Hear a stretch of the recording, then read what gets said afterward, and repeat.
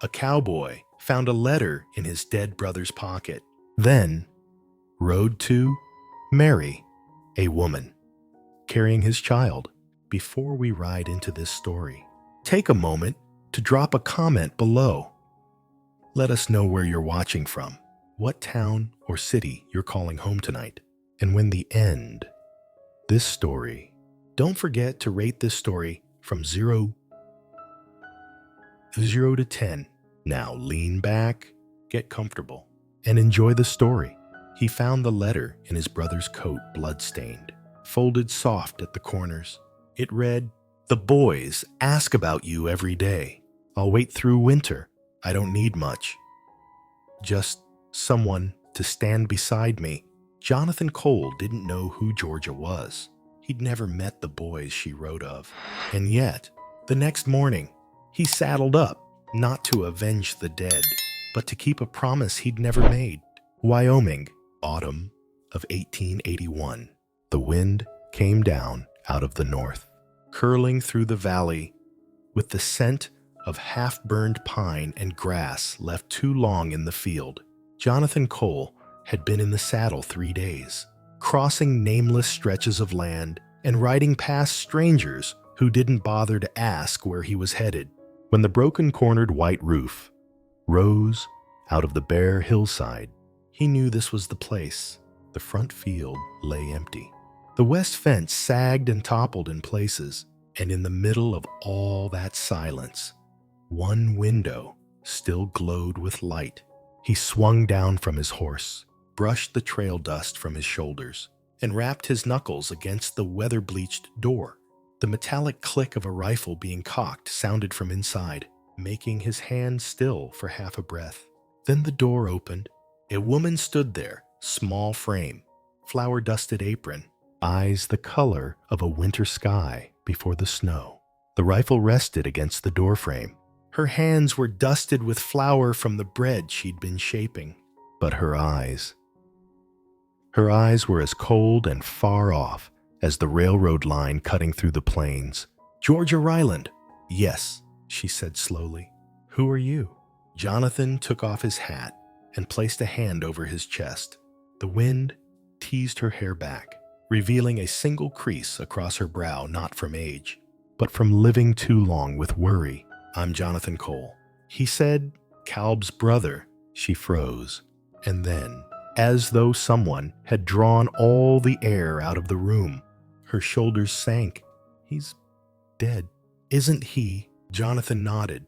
3 days ago, I found your letter in his coat pocket." Georgia didn't cry. She didn't ask another question.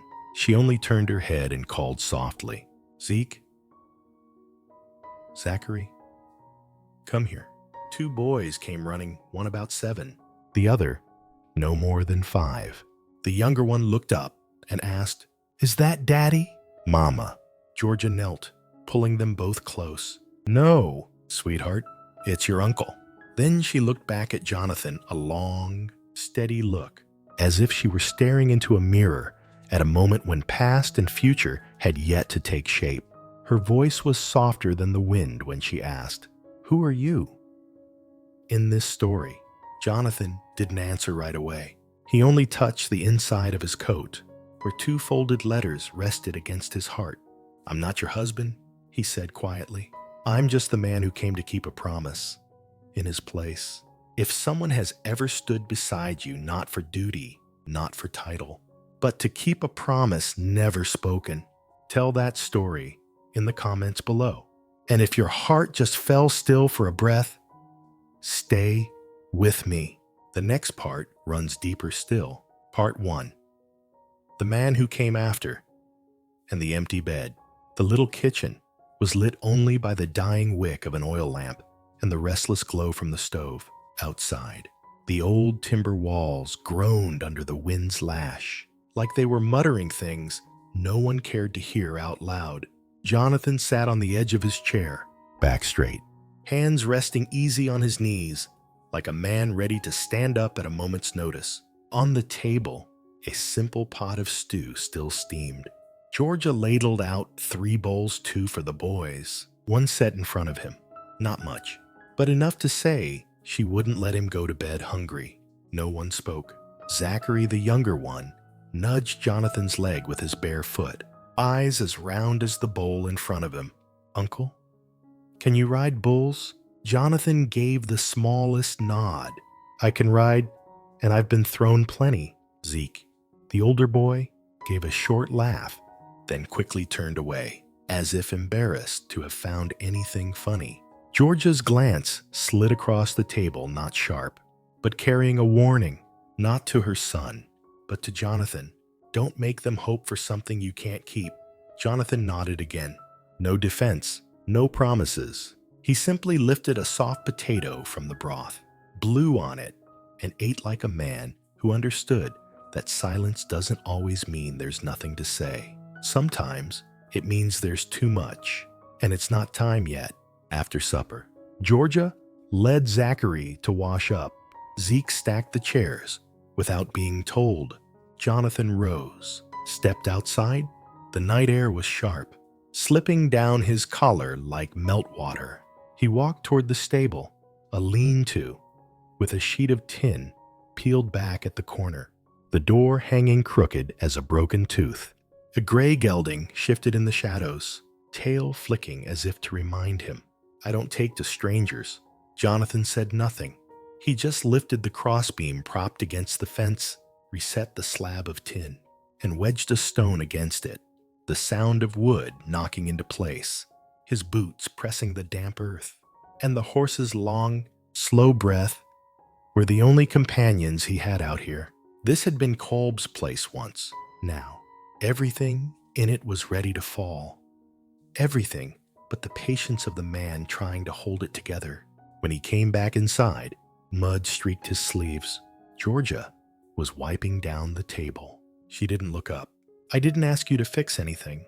Jonathan set an old hammer on the table. "I know, but by the time you ask, the roof might already be on the ground." She looked at him then, for the first time since supper. Not gratitude, not anger. Just the kind of look that makes you feel you're standing in front of a wall. Not one built to keep you out, but to see if you'll wait for it to open. Night falls quicker when there's nothing left to do. Zeke was asleep. Zachary lay whispering to a straw-stuffed bear, as if giving it orders to stand guard through the night. Georgia opened the door to the next room. Inside was a narrow bed, linen cover faded, the pillow still bearing the hollow of another man's head. "You can sleep here." This was Kolb's room. Her voice was flat, like she was talking to the wall. Jonathan stepped inside. The air was old, but clean. On the small table sat a wooden cup, carved with the letter C, not large, not deep, but no one who'd loved the man could mistake it for anything else. He turned. Georgia still stood in the doorway. "I don't need saving," she said. Her voice didn't tremble, didn't harden. It was just true. Jonathan held her gaze, steady. "I know," he said quietly, "but I can keep the fire so your stove doesn't go cold." She didn't answer, just nodded once, almost to herself, and closed the door. It shut behind her like a period, not quite closed. Have you ever stepped into someone's life not to replace what they lost, but to keep safe what they still had? Share that moment in the comments. And if this part made you stop for just a breath, stay with me. The next part will take you to a rainy night when a woman speaks of her first child buried under the cottonwood. Midnight. The wind slipped through the cracks in the door, whispering like the breath of the dead. Jonathan lay still, eyes open to the ceiling's spiderweb cracks, not because he couldn't sleep, because it wasn't time yet. The bed beneath him still held a ghost of warmth, whether from sun, from wood, or from memory. He couldn't tell. There was a kind of silence here that carried weight, the kind that held on to every promise, every touch, every fight, long after the people were gone. On the nightstand, a candle unused. Beside it, a leather-bound Bible, the cover worn through in places. Likely the only thing Calb had brought west from Missouri. Jonathan laid a hand on it, didn't open, didn't read, just touched it, trying to feel how many times his brother's hands had done the same on lonely nights. Some things you're not close enough to understand, but you're not far enough to forget. A floorboard creaked outside his door. A shadow crossed the hall. Georgia. She didn't head for the kitchen, didn't check the boys. She stopped outside his room, still as a cottonwood in moonlight. No knock, no word, just making sure. The stranger was still here.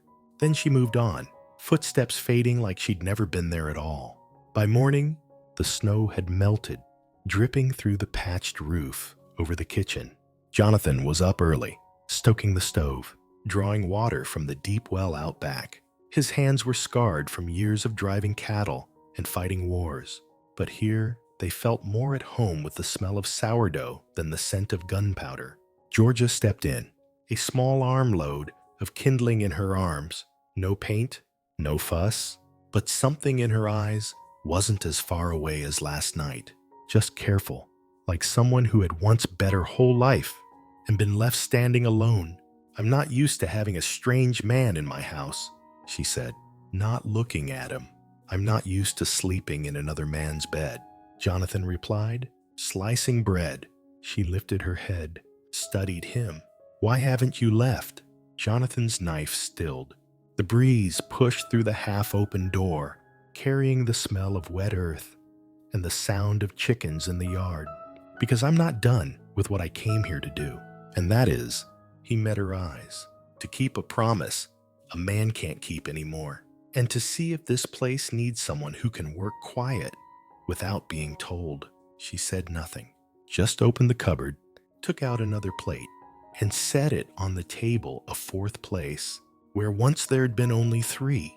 Have you ever stepped into a room that felt shut to the world, and with one small act opened a door no one else dared touch? Tell that story, because maybe, without knowing it, you were someone's Jonathan.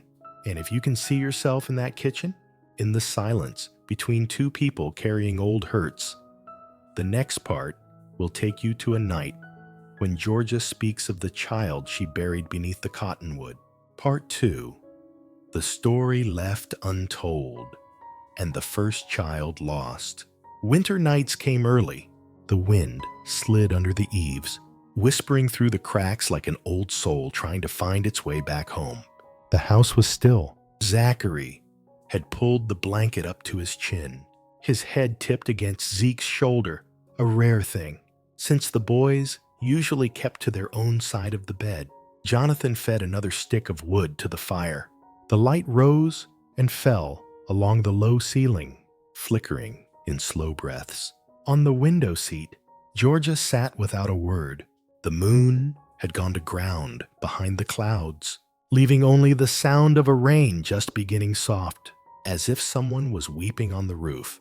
She wore a worn gray wool shawl, her hands cupped around a porcelain mug with a fine crack along the rim. She didn't look outside, didn't look at him. She just looked. Jonathan filled a basin with warm water at the sink. "Sky's fixing to open up," he said, not expecting an answer. She nodded, eyes still fixed somewhere past the glass. "I know. It'll hold till morning." The rain grew heavier. The minutes stretched out long. Then Georgia spoke, still not turning her head. His name was Elijah. Jonathan's hands stilled in the water. He didn't move, didn't breathe deep. "Our first," she said, her voice so light the wind nearly carried it off. "Born early, lived 11 days. She set her mug aside and laced her fingers tight, as though holding on to something too small to keep. Kolb built the coffin with his own hands. It wasn't perfect. Wood bowed, lid didn't fit right, but it was the finest thing I ever saw." Jonathan said nothing. He dried his hands, sat down near the fire. The space between them was a quiet thread, neither pulling close nor pushing away, just waiting. "We buried him under the cottonwood, back of the barn, she went on. And since then, I haven't left this place. At last she turned toward him. For the first time that night, their eyes met, not with blame, not with pleading, but with the plain truth of a woman who'd carried her grief so long it had settled into her bones. Do you know the difference between a man's grief and a woman's? She asked, her voice low as a lullaby. Jonathan shook his head. He wouldn't pretend. We don't get to howl. We don't get to slam doors. We learn to carry it quiet, so it doesn't poison what's left. She shivered, whether from cold or from the weight of too many years unsaid. Even she might not know. I thought if I kept cooking, kept mending, kept planting carrots, it would wear down like a boot heel on stone. But it doesn't. It just gets better at hiding. Jonathan rose slowly. He didn't ask. He didn't say, I'm sorry. He crossed to the window seat, sitting close enough to hear her breath, but not close enough to touch. I don't know how to carry that kind of sorrow, he said, looking out into the dark. But if it's a load, I can walk beside it. Not to make it lighter, just so you don't have to walk alone. George's hands trembled, as if they'd forgotten the shape of being held.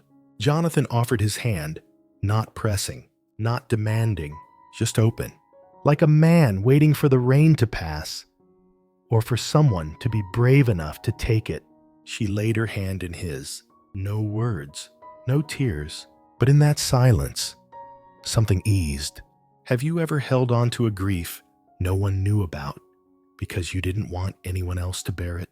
And then had someone simply sit beside you, asking nothing, tell that story, because sometimes silence is the deepest form of love. By morning, the sky was washed clean, as though the night's rain had never been. Sunlight scattered through the gray-green canopy, leaving dappled patches on the damp porch. Georgia didn't head for the kitchen.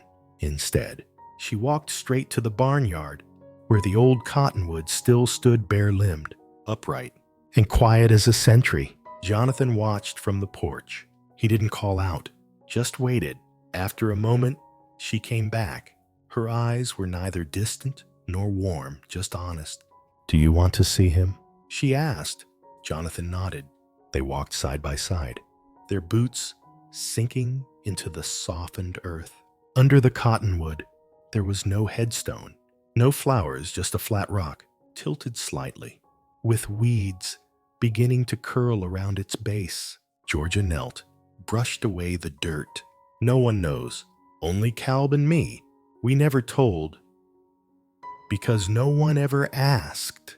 Jonathan lowered himself to one knee, removed his hat, held it against his chest.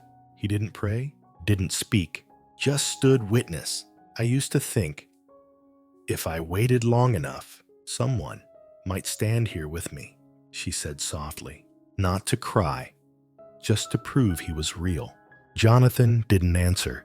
He picked up a small stone from the ground and placed it beside the larger one, an old habit from gravesides along the trail. Georgia watched. She didn't smile, not fully, but her mouth softened. His name was Elijah, she said, but I called him Little Leaf. He came in the fall and was gone before the leaves came back. That night, after the boys were asleep, Jonathan went out back to finish a section of fence he'd started. Hammer, nails, and planks were stacked neatly under a tarp in case the rain returned. Georgia stood on the porch, holding a shirt he'd washed that morning, still damp from the line. I'm no good at laundry, she said, handing it to him, but I figured you'll need more space to hang your things. His hand brushed hers, just a fleeting touch, but not like that first night. There was no guard in it now. She looked up at him, waiting, and for the first time, Jonathan said something that didn't start with, I know, or I don't need. Thank you for letting me stand beside you last night, for letting me know I'm not the only one who's lost. She nodded, soft as wind, across the porch and stepped inside. But this time, she didn't close the door behind her. Jonathan stood there a moment longer, Then he walked in, no knock, no hesitation. Because when the door is left open, it means someone's waiting. Has anyone ever let you into their life not by saying stay, but by simply not closing the door? Tell us about that person. If they've ever made you feel accepted, even with a hurt you haven't healed. If this part touched that deepest place in you, stay close. The next chapter is where those who have lost begin to build again. From nothing but bare hands, Part 3. Children's laughter in place of a wedding march. March. The snow melted into silver threads, slipping slow through the rocks, pooling at the base of the hill. The air hadn't warmed all the way yet, but the sound of birds returning to the eaves was the first sign that something was changing. Georgia stepped out onto the porch, laundry basket on her hip, eyes turned toward the back field. The cottonwood, the one where Elijah lay, was budding. Tiny green tips, thin as paper, soft as hope. This time of year, she murmured to herself, everything comes back, even if only a little. Inside, Jonathan split kindling.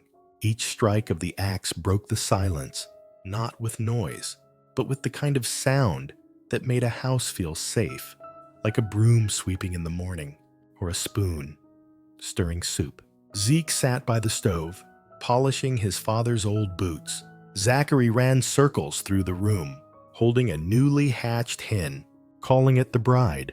No one said the word wedding, but everyone in the house knew it was coming. That night, Georgia dragged a wooden chest out from under the old rug by the fire. Jonathan watched without asking. My mother left it, she said. Never got to use it. My father died of the fever before the wedding ever came. She lifted the lid. Inside lay an ivory dress, folded neat. The lace at the sleeves yellowed with time. Jonathan knelt, fingertips brushing the edge of the fabric. You'll wear it, she nodded, eyes fixed on the dress. I didn't think I'd have the chance. For years, I've been a wife and then a widow, never once a bride. She held the dress to her chest, measuring the length. It still fit, as though it had been waiting all this time for the right day. The wedding day had no guests, no veil, no wine, no music, only the cottonwood putting out its first pale leaves. A warm noon in early spring, and two boys flinging dry pine branches into the air like fireworks, laughing until their cheeks flushed.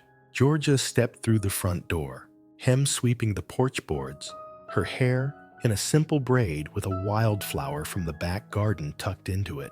Zeke held an old Bible, standing tall like a witness. Zachary sat on a flat stone, swinging his legs, singing off-key. Jonathan wore his one clean white shirt hand-pressed, notier, top two buttons fastened, and in his pocket, a small wooden box. I didn't have a ring that day, he said, his voice low, trembling a little in the breeze. But today, I want you to have this. He opened the box. Inside lay a dull gold band, carved with a ring of wood along its shank, not bright, not perfect, but made by hand with time and silence and intention. Georgia looked from the ring to his face. I didn't think I'd see the day I was loved as a woman instead of a widow. Have you ever witnessed a wedding with no flowers, no crowd, no music, and still known it was truer than most? Tell about the first time you saw a love that didn't begin with a confession, but with someone staying. That evening, they ate red bean soup and skillet cornbread. No wine, no cake. Zachary sat on a taller chair than usual, clapping when Jonathan spilled the salt. Married and already clumsy, the boy laughed. Zeke chuckled, his first real laugh in weeks, without the brittle edge that tried to hide hurt. Georgia rose and brought out an old blue porcelain pitcher. She poured water for each of them. Jonathan laughed. This, she said, setting the glass before him, is what I want you to drink tonight. Not wine, Not for toasts, just water, clean, warm, and enough. Jonathan lifted the glass. He didn't drain it, didn't speak, but the way he looked at her, that was the truest vow a man could give. Night settled in. The fire glowed red, crackling like it was smiling against the wind. The boys went to bed early. Zachary curled up under the horse-stitched quilt Georgia had mended the night before. Zeke placed the Bible on his nightstand, part of his routine now, not for faith, but because his father's hands had once turned those pages. Georgia sat at the edge of the bed, hair loose, the wildflower still tucked behind her ear from the ceremony. Jonathan hung his shirt on the wooden peg by the door. No one said, "I love you." No one asked, "Are we ready?" He laid his hand gently against the back of hers, and she didn't pull away. "I didn't think anyone would want a woman who'd lost a husband and a child," she whispered. Jonathan sat beside her. "I didn't come to replace anyone," he said. "I came because I wanted to stay." She held his gaze, steady. "I won't promise anything pretty. I still carry my hurt, but I'll cook. I'll tell Zachary stories and remind Zeke to wash up. And I won't leave unless you leave yourself first." Jonathan nodded. "Then I won't leave." The room didn't break open. There was no grand swell like in novels, just one quiet breath and a promise set down like a log on the fire, meant to burn slow and never go out. Do you believe there are promises that don't need to be spoken, only kept, hand to hand, without letting go? If you've ever stayed, not for duty, but for a trust light as a nod, tell me that story. Because the next part is where a child calls Jonathan by a word he's never heard in a letter, but one that carries more weight than father ever could. Part 4. A letter from a child who couldn't yet write. Spring came slow. Under the porch eaves, weeds pushed through the hard ground. Sparrows gathered in the thatch of the old roof, singing their unhurried songs. In the kitchen, Georgia was mending the torn hem of Jonathan's coat. The scent of pine wood smoke drifted through the room, mingling with the smell of old cloth, worn timber, and something that might have been peace. Zeke sat by the window, a small notebook turned upside down in his lap. He hadn't spoken since morning. Georgia glanced his way, but didn't press.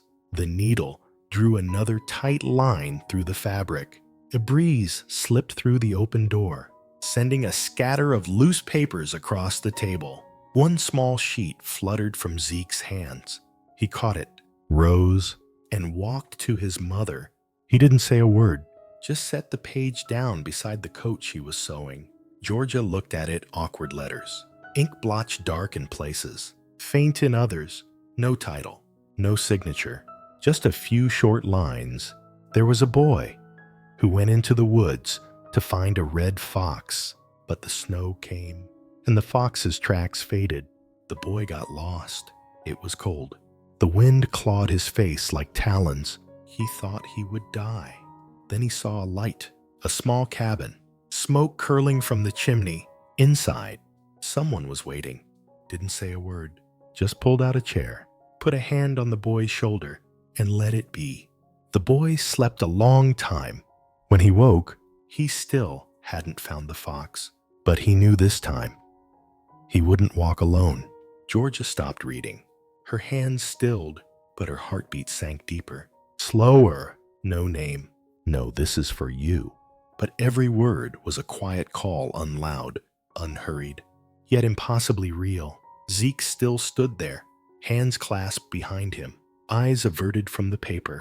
Georgia didn't ask, "Did you write this?" or say, "Good job." Only one question, soft as breath. "Do you think your pa would like it?" Zeke looked up. His eyes didn't shine, no tears, but the corners were flushed red. "I don't know," he said. "I think the one who wrote it just needed somebody to say it mattered." Georgia folded the paper, careful as if it were something sacred. She looked at her son a long, long time longer than she'd looked at anyone since the day Calb left. "I'm proud of you, Zeke," she whispered. The boy didn't answer. He just slid down to sit on the floor, back to the wall, chin on his knees, and let out a small, true smile, the first in months. Have you ever written something you couldn't say out loud? A story, a note, a letter, and felt seen because someone kept it? Tell me about that moment, or about the first time someone told you, "I'm proud of you." That night, Georgia tucked the folded page into a small tin box on the kitchen shelf beside a few old coins, a hand-stitched cloth from her mother, and Zachary's first baby tooth she'd forgotten she still had. Jonathan came home late, smelling of sawdust and trail dust. He washed his hands in warm water, dried them, and sat at the table. Georgia slid the paper toward him. Zeke wrote it. Jonathan read slowly, each line taking more than a second, as if he was reading the silence between the words as much as the words themselves. When he reached inside, someone was waiting. Didn't say a word, just pulled out a chair. He paused. The lamp's soft gold fell across his face, and Georgia saw a slight movement at the corner of his eye. Not a tear, something closer to memory. "He writes well," Jonathan said at last, and he thought no one would want to read it. He folded the paper, setting both hands over it, like a man guarding something from being lost. "I used to think that too, when I wrote to Cowboy. But Zeke, he gave it to the right person." Next morning, while Georgia baked cornbread, Zachary came running in from the barnyard, hands dirty, cheeks flushed. Uncle Joe, Zeke's got a story. I want to hear it again." Jonathan was fixing the hinges on the back door. He stood, brushed the sawdust from his hands, and sat down on the porch steps. Zeke lingered in the doorway, face red. The page rolled in his hand, but he didn't refuse. Jonathan patted his knee. "Come on, I'll read it." Zachary climbed into his lap, fitting easily between Jonathan's knees, head resting against his chest like he'd been doing it all his life. Jonathan's voice was steady, not loud, not deep just enough, so the wind wouldn't carry it away. And when he came to the last line, the boy knew this time he wouldn't walk alone. Zachary tilted his head up. "Uncle Joe, the man in the cabin, that's you, isn't it?" Jonathan hesitated, then nodded. "Slow. If you want it to be." Zachary thought a moment, then wrapped both arms around him. Not a hug around the neck, not over the shoulders, but around the waist. The kind a child gives when they've found a place to lean on. Have you ever seen a child hug someone? Not because they were told, but because they chose? Tell me about the moment you realized you'd become home to someone, even with nothing more than a gentle hold. Because next, we'll be there on a night before a hard rain, when Georgia looks Jonathan in the eye for the first time and asks, "If it were up to you, would you want another child?" Part 5. The child born of choice. The wind had begun to carry the scent of the season, no longer the wild flowers or damp earth of early spring, but that richer autumn mix fallen leaves, dry kindling, and apples ripening in the basket behind the kitchen door. The little timber house felt warmer than in any season past, not just from the steady fire in the hearth, but from the laughter that came with every morning. Zeke grumbling when Zachary spilled honey on the table, Georgia scolding in a voice that couldn't hide her smile, and Jonathan stepping in from the barn with the smell of wet straw, giving a small nod that said, "We're all right." Georgia's belly was round now, like the first pumpkin of the harvest. She moved slow, one hand resting against the curve, as if to remind herself still here, still growing. Zeke was the first to notice the baby kick. "I saw your hand jump," he whispered, eyes fixed downward, as if he'd found a secret. Georgia smiled. "That's not me. That's your brother or sister." He nodded, said nothing more. But the next morning, a spare blanket was folded neatly at the foot of her bed. The pains began on a night lit by a thin moon. The house lay in a hush so deep it felt like it was holding its breath.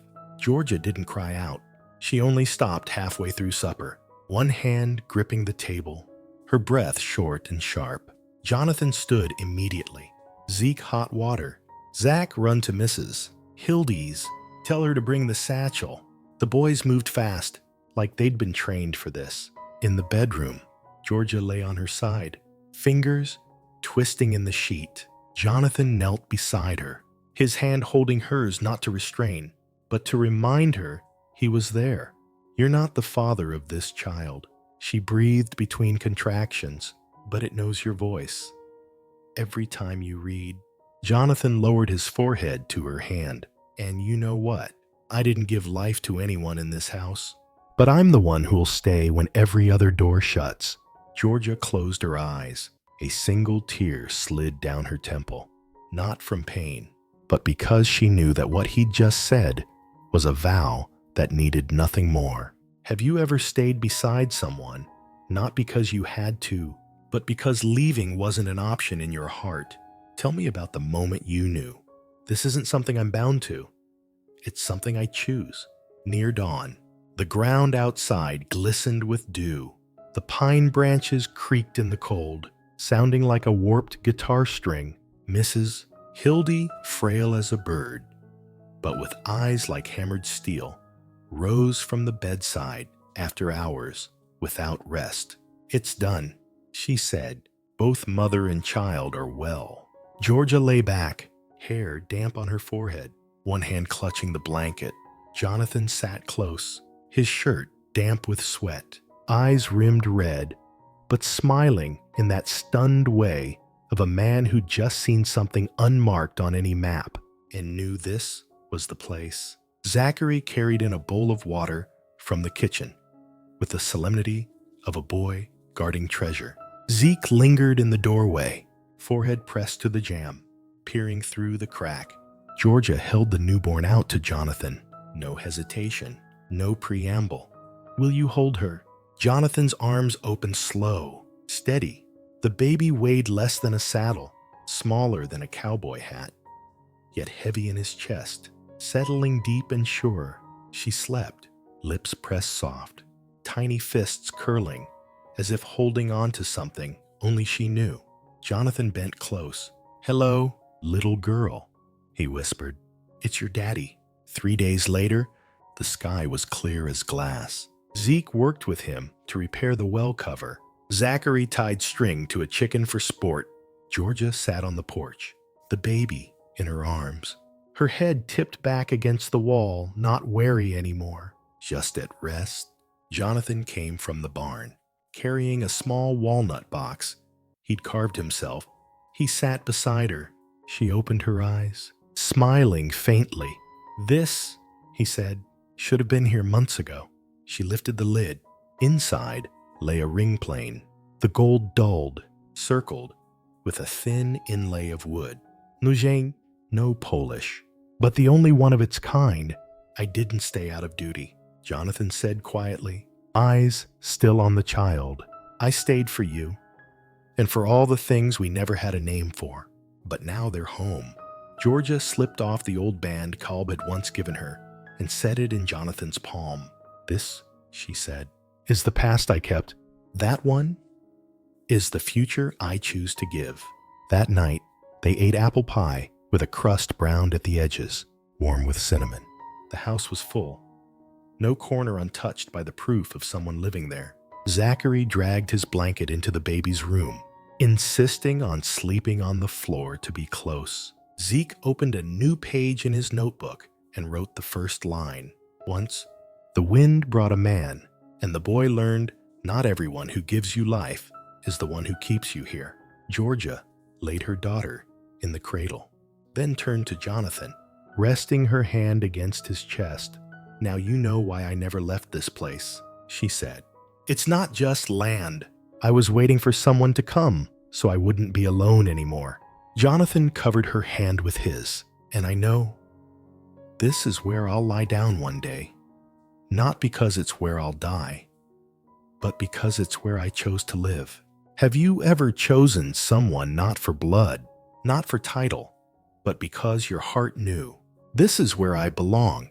Tell me about the moment you were called by your true name husband, father, home. If this story left you quiet instead of in tears, give it a score from 1 to 10. And if you've ever stayed, not out of obligation, but out of love, write in the comments. I understand, Jonathan. Night fell like a heavy blanket across the Colorado plains.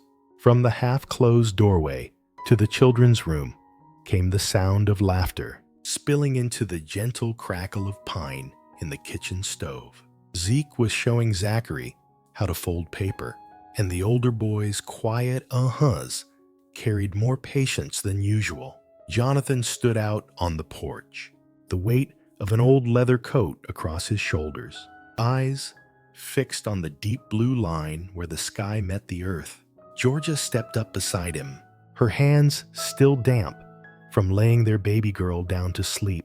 She didn't speak, just leaned into him, like someone who had stood alone for years, and finally found something solid to rest against. Her palm settled over his chest. It was small, but warm. I don't need to draw my dream house anymore, she said, her voice no louder than wind moving through prairie grass, because I'm standing in it now. Jonathan didn't answer. He only bent and pressed his lips to her forehead, not with passion, but with the kind of acceptance that runs deeper. Behind them, the house stayed lit. Before them, the night stretched on, but this time, neither of them stood in it alone. Tell us, what did this story stir in you? Drop your thoughts in the comments and rate it from 0 to 10. And if you want more stories like this one, make sure you subscribe and ring that bell so you never miss a ride. Do you believe love can arrive not with grand gestures, but through quiet, steady acts? Who's someone who came into your life not out of duty, but simply because they chose to stay? Share it below. And if this story made you pause, even for a moment, comment, I understand, Jonathan. We'll see you on the next ride, partner.